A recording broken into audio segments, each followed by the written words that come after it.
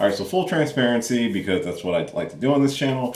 I did originally record this video already. I just wasn't happy with how it came out, and I think part of it was because I was going off the cuff. So I've got notes, got note cards, because there's a lot to cover in 13 episodes. Ladies and gentlemen.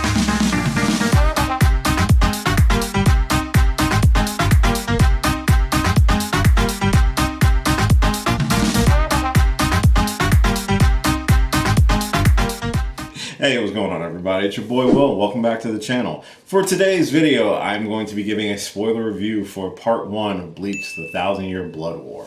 This is the return of the Bleach anime to our screens that we haven't really had a chance to indulge in about 10 years, technically, because that's when the series wrapped up back in 2012 in Japan, 2014 in America. So, if you've never seen Bleach before, a little history lesson for you. Bleach was originally created by Tet Kubo and originally ran in Weekly Shonen Jump, which was a magazine in Japan that in the mid-2000s had so many different animes in it, but Bleach was considered one of the big three anime. So its return to our screens is a very triumphant time to be an anime fan, especially if you were a fan of Bleach in the mid-2000s like I was. So the 1,000-Year Blood War arc primarily focuses on the final arc from the Bleach manga that was never animated with the original series. Just to give you a little history lesson, the story follows Kurosaki Ichigo, who is a high school student who is thrust into the world of demons and becomes a substitute soul reaper, people who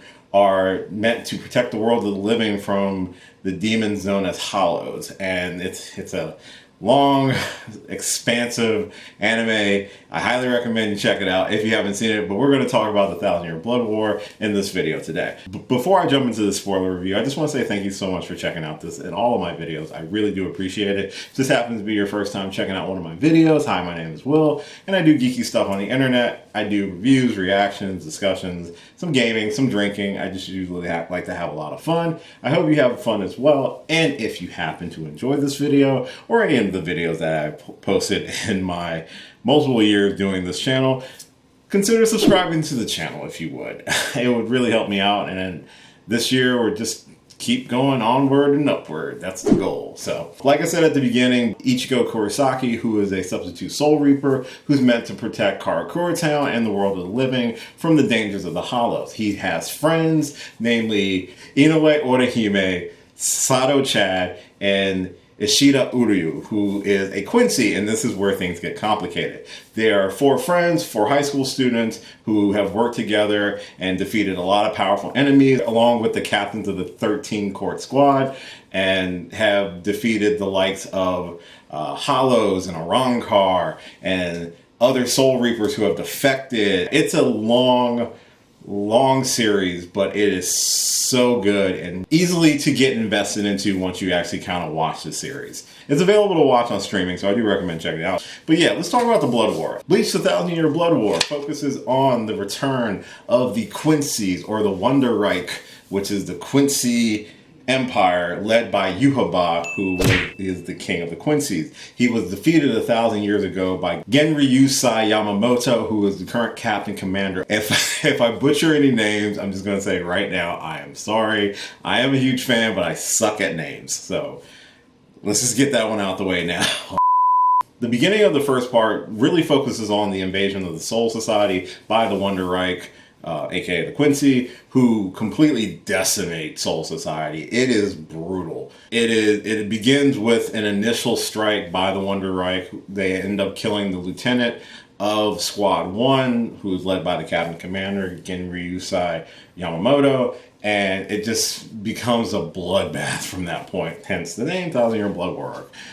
There is a lot of bodies that drop within these first few episodes. Before you get to a lot of the bloodshed, we do get our hype moment when we get to see Ichigo, Orihime, Chad, and Uryu band together to take on an uproar of hollows that have invaded Karakura Town, and they get to just kind of let off some steam, show what they can do, just reintroducing the fans to these four badasses.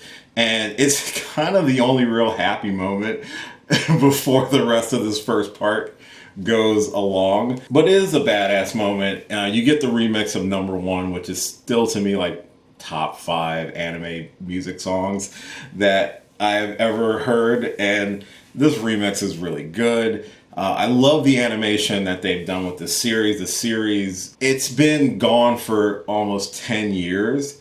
They did not want to disappoint on this revival for Bleach.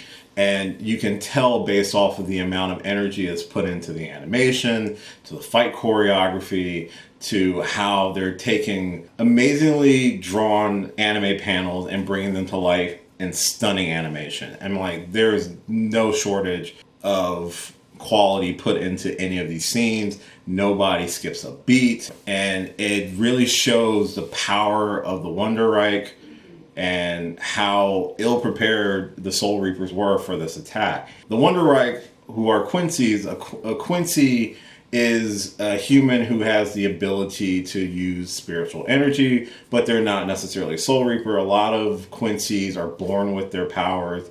A lot of them, it's very lineage, it's very bloodline based, and they don't necessarily try to defeat hollows like the Soul Reapers do. They're really more so eradicating it, but this causes an imbalance of souls within the world of the living and the Soul Society. So there's a balance that's maintained that the Soul Reapers primarily focus on, and that sort of ideology is what caused the original blood war between the Quincy and the Soul Reapers, which led to the Quincy almost being fully eradicated. And Yuhaba, who is the king of the Quincy's, basically having to go into some form of hibernation before he was able to be revived and come back to some form of prominence, which just happens to be right now. This also is going to cause issues because, as I said at the beginning, Ishida Uryu is also a Quincy. He was long since believed to be one of the last of the Quincy. So this puts him at odds with his friends who are helping the Soul Reapers, and that's going to cause some strife later on down the road. But in this first episode, we get to see all 4 of them kind of working together and stuff like that. And then you get the invasion of Soul Society, which we see the murder of the lieutenant for Squad 1. And we also see within the first 3 episodes after the beginning, we see over 1,000 Soul Reapers be killed within the invasion of Soul Society by the Wonder Reich. The Quincy also possess the ability to steal a Soul Reaper's Bankai. A Bankai is a powered up form of a Soul Reaper. What they have released their Zanpakuto, which is their sword, into a Chikai form. I'm throwing so much at you, and I hope you stick around. I really hope. Hey, if you do leave, I'm sorry, but make sure you click the subscribe button if you do have to leave. But this is me geeking out on anime, and I haven't done a lot on this channel. I'm trying to change that, so I'm throwing a lot at you. So hang on. With the Soul Reapers not able to use their Bankai, it does put them at a lot of disadvantages when it comes to the Quincy that are attacking them. And a lot of them are mortally wounded, some are killed. It's just one sustained ass whooping those first like 6 episodes of Part 1. And it culminates with the death of Yamamoto, Captain Commander, by the hand of Yuhaba after he displays the full force of his Zanpakuto and its full power. I forget the name of his Zanpakuto, which, again, side note, all their swords have names. You have to release them. It's a whole thing. It's a whole thing. It's anime. This is the easiest way I can say it. It's anime. Ooh, boy, how's this video gonna do? Because I realize as I'm talking, I'm like, this is like not casual. This is high level, but if you're watching it, I love you. The biggest threat to the Wonder Reich is Ichigo. Ichigo is a unique protagonist in the series. He's basically a melting pot of a lot of different types of characters. You have your Soul Reapers and you have your Quincy's, which later within this first part, it is revealed that Ichigo's mother, who has been dead for a long time, she was also a Quincy, and his father is a Soul Reaper. We already knew his father was a Soul Reaper thanks to the series. That sort of blending is part of what makes Ichigo special, because he has a mixture of both Soul Reaper and Quincy powers, along with Hollow powers, because his mother was infected by a Hollow back when they first met. But this is all revealed by Ichigo's father, Isan. Isan, I think that's his name, who reveals this after Ichigo's sword is destroyed during the fight with Yhwach in Soul Society when he couldn't stop him, and basically has to try to get his sword repaired with the help of Squad Zero. Squad Zero is a group of Soul Reapers who primarily protect the Royal Palace and the Soul King. There are different levels. This video is going to be weird. It is. You're watching real time. This video, my explanation going to, wow, I've got all this great information written down, to, oh shit, casual people are not going to understand what the fuck I am saying, but that's fine. Here we go. Squad Zero shows up basically to assist after the squad captains have had their asses handed to them. I really like the uniqueness of the different captains of Squad Zero. I'm not going to spoil anything past what we have gotten within this first part, because it's just, there's more stuff to come. There's going to be 4 parts in total, but this is just the first part, basically setting up your main team got their ass kicked. Now they got to work to get back to the level that they need to get back to. So Ichigo, along with Renji Obara, Byakuya Kuchiki, are taken to the Royal Palace, not only to get aid in terms of healing mortal wounds, especially in the case of Byakuya, but for Renji and Ichigo to repair their Zanpakutos, which were damaged and mostly destroyed. It's really cool. I really like the interactions between Ichigo and the other captains, and also I like how this feeds into Ichigo having to do some soul searching, because he never really asked a lot about his past in the original anime run. So this arc really kind of explained a lot of long lingering questions that the anime never fully did. So it's really cool that they're able to revisit it after so many years and really kind of just hit the ground running with it without even having to miss a beat, basically. And our main protagonist needs to unlock his own self and come to terms with a lot of the things inside of himself, mainly being the spirit of his Zanpakuto, which was always representative of an old man wearing a black garb who was meant to be an aid to him, which was meant to be the spirit of his sword. As we have discovered within this first part, that person who's claiming to be Zangetsu, which is the name of his sword — I have 2 versions of the sword off camera — that person is not Zangetsu. It is actually a manifestation of his Quincy powers, and which would explain why Zangetsu looks like Yhwach. There's another spirit that resides within him who is basically I don't want to say a white version of it. 5 minutes later. He's basically a white version of Ichigo. It's this guy. It looks like if you took a picture and just like if you inverted the negative, like if you blew it out, that's what it looks like. That is a representation of both his Shinigami and his Hollow powers that were merged together after his mother, who was a Quincy, was attacked by a Hollow specially designed by a character named Aizen, who betrayed the Soul Society. Dude, oh man, yeah. Long story short, comes to terms with a lot of stuff and ends up getting 2 swords, which are representations of both of his powers. That is basically the end of part 1. It's 13 episodes. It fleshes out really well. There's some other real good highlights, like the fight between Yhwach and Yamamoto is gorgeous to watch. I also really love the confrontation between Zaraki Kenpachi and Unohana, who are 2 captains of the 13 Court Squad, but there's a lot of history between these characters. You see, Zaraki Kenpachi goes by Kenpachi, which is a title. It's basically a bloodthirsty warrior, and it's just someone who just has immense combat power. I am simplifying it as best as I can. Unohana, she's one of the oldest captains along with Yamamoto. She was the original Kenpachi. She is currently the medical leader of the court guard squad. But she was originally a bloodthirsty killer.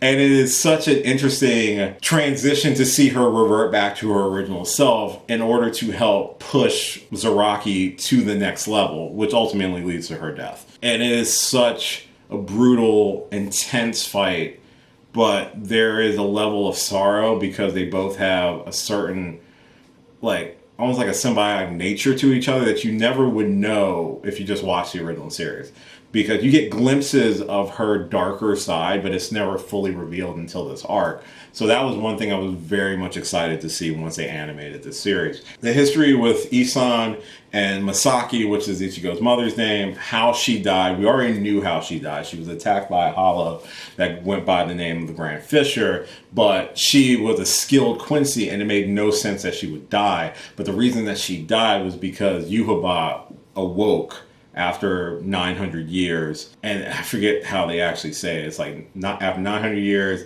he regains form, after 90 years he regains his mind, after like 9 years he regains his power. So I believe that lines up when Masaki was killed, because when he was revived, her Quincy powers went away because he's an asshole. All the fight choreography within this first part is gorgeous. The musical choices, the upgrades to the original score from the original anime run, all slap really hard. And it concludes with Ichigo having his dual Zanpakuto, having both versions of Zangetsu, and realizing that he is a part, that it is him. Like, everything's connected. He is the blade. And that was very symbolic of how he doesn't necessarily need the spirits anymore to fight with him, because it's his power. His full power has been released. And a little stinger at the end was that Uryu ends up joining the Wonder Reich, which is going to cause more conflict, especially now that one of Ichigo's friends is now working with the people that slaughtered thousands of Soul Reapers. And it's going to make part 2 very interesting. So that's just some of the spoiler stuff. So my thoughts on this, and again, if you're still with me after all of that, I love you so much. It goes without saying that Bleach is probably one of my favorite anime of all time. It came around and hooked me at a time when I was really getting into a lot of non-mainstream anime, because Bleach had just started showing up on like Adult Swim at the time, or Toonami, or whichever one you want to call it, and it hooked me. It's a series that I immediately fell in love with. I immediately loved a lot of the characters. I love Ichigo's character. I mean, hell, I got one of these. I've had this thing for so long. And this was also like one of the first characters I ever cosplayed. Here's the picture. If I have the picture, it's right here. It was so much fun. And so I have a lot of investments in this series. So to hear its revival and to be able to re-experience a lot of the same feelings I got when I watched the original anime, it's so much fun watching this first part.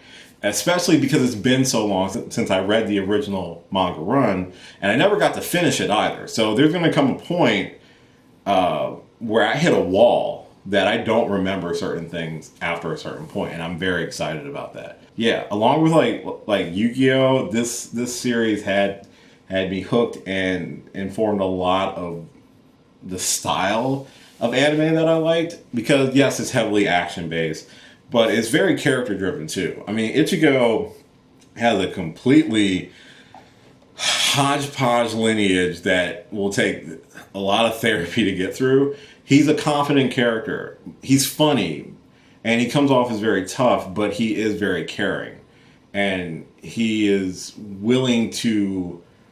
He has the shonen, he has the shonen protagonist vibe where he's willing to sacrifice a lot of himself to protect others. He's just a really cool character, and a character that I gravitated towards very much so when I was starting to explore other anime besides just your Dragon Ball Z's and stuff like that. The series is great. It's very long. I did a rewatch not too terribly long ago for the series. There are things you can skip because there's a lot of filler. Even rewatching the original series, there were just scenes and moments that just got me pumped.